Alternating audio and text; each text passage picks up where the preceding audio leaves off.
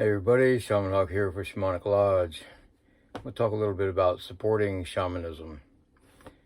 A lot of people think that the shaman kind of like hangs out, just waiting for the appointments to come by, or, they get that picture of the guy living in the forest or on the mountaintop, or, the things you see in movies.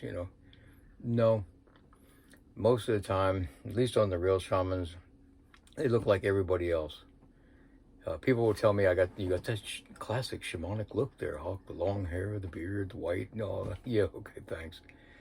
But there's a friend of mine, Andres. He's a second generation shaman, meaning that I trained someone to become a shaman, and then they trained someone to become a shaman. And when I met him, he was working in the White House as a translator, for the Colombian ambassador, talking right across from President Clinton. And we have people in different positions and different lifestyles, as many as you can imagine. And we've had the people that was the poor farmer, so that's as far as it goes. High top of the political food chain, right down to the everyday person that's working in the dirt, with no electricity in the house. So, and we occupy our day just basically just surviving, getting along. We get normal jobs. For a while I wanted to get out of shamanism and I just kind of live a normal life for a while and just kind of like chill. And then I got this construction job. I was a superintendent in Miami for a $20 million house. But then come to find out I was just doing shamanism a different way with guys on the job site. The person I was building the house for had 5,000 employees under him, totally stressed out. I built another house for another super rich guy who didn't have anybody to trust or talk to. Everybody wanted something from him, And so it was just a different type of shamanism. So it's like the joke was on me, right? Yeah, here's your break, buddy. We do a lot of everyday stuff locally. I've helped people do community gardens. I did a lot of them when I lived in Detroit for a year, from 2010 to 2011, almost year to the week. Their shaman up there died and people wanted one. I just felt all of a sudden, life just pulled me up there. People ask me if I meditate. Not really. Not like sit there and om, I can't do that. Long distance swimming, when I could run, I could do long distance run. That was a meditation. I chop wood here, lots and lots of wood, chop wood, carry water.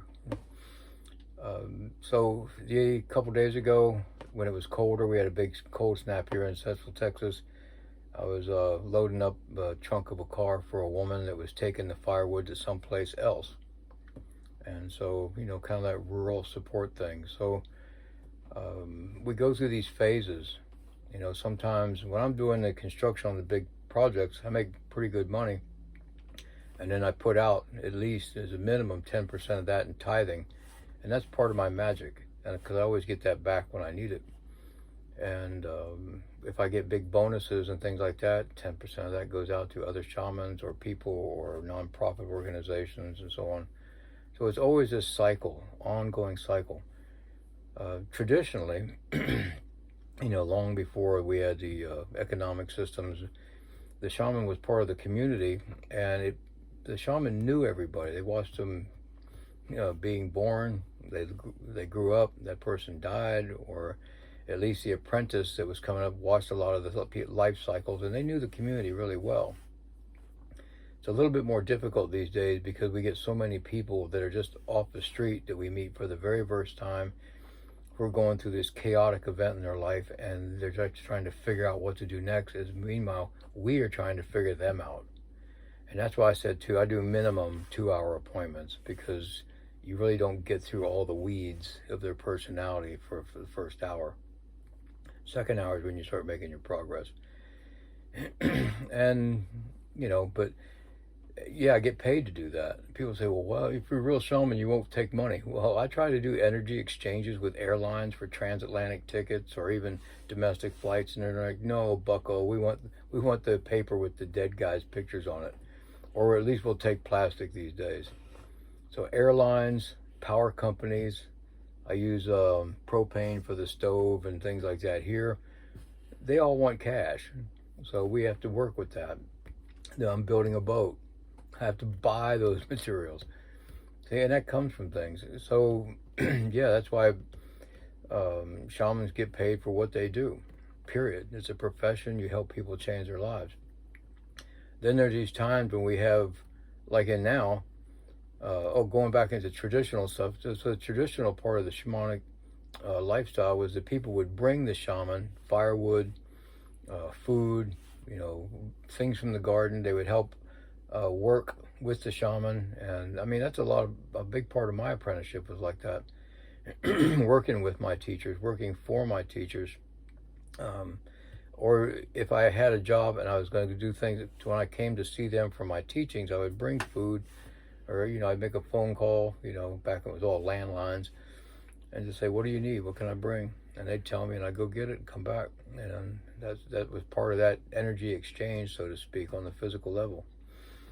So there's a lot of different ways it works, and people say they want to, like when I do these, I've done some radio and TV interviews, and they want to know these certain lines of how things work in shamanism. I'm like, I can't do that because life doesn't do that. Life has so many variables in it. Well, the same thing with shamanism, because we are the abstract part of life.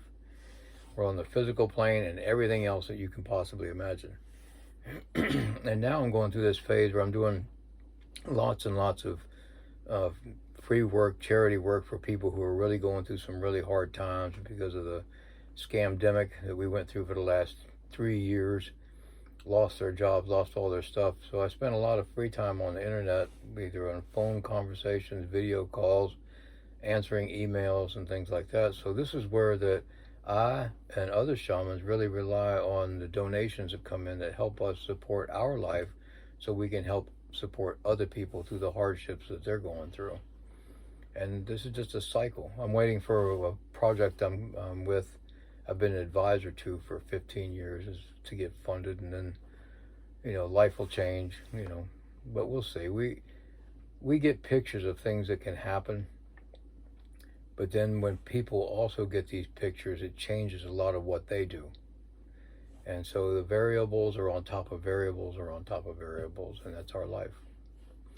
If you'd like to help support our shamanic network, meaning that somebody can get a large donation and they spread it out within the network, and then that helps whoever is going on. I did that 3 years ago. I got a nice donation and I just passed it out without the network. Now here I am, kind of struggling with it. We laugh about these things. We just know the wave functions and the wave interference patterns of it. But if you'd like to support me or any other shaman, find the ones you like. Like I said, there's Shamanic Woman on Instagram, Elisa Glesvalle. I'll go do a hashtag with her. Look them up; they're great. Walter Spiegel in Dusseldorf, Germany. And of course, me, your favorite Texas shaman, or at least Texas for now. You can help me with PayPal at Shaman Hawk, and don't think it's any donations too small. I've gotten as low as $2 and something, and actually that went right towards some things that touched off what I was needing for my environmental project. And so don't ever think any donations too small. Everything adds up like grains of sand on the beach. It's great. And if you have any questions, leave them in comments. I can do other videos on them. Comments, like, subscribe, share, because I'm definitely on shadow ban. And why would you be on shadow ban, Hawk? Here, one of the things that I really push, and this has gotten, TikTok came down on me hard and deleted 2 of my platforms when I started talking about this stuff, with the quantum entanglement aspect of shamanism, meaning that you can, the vibration of your voice can touch one particle that influences another particle in a sun on the other side of the universe. Is a great example you hear about, and that's quantum entanglement. But that's also the principles of shamanism. And I tell people, when you look at the news or you hear about something that's bad, you say, I want that to change for the better. It can. You're putting some serious effort into that.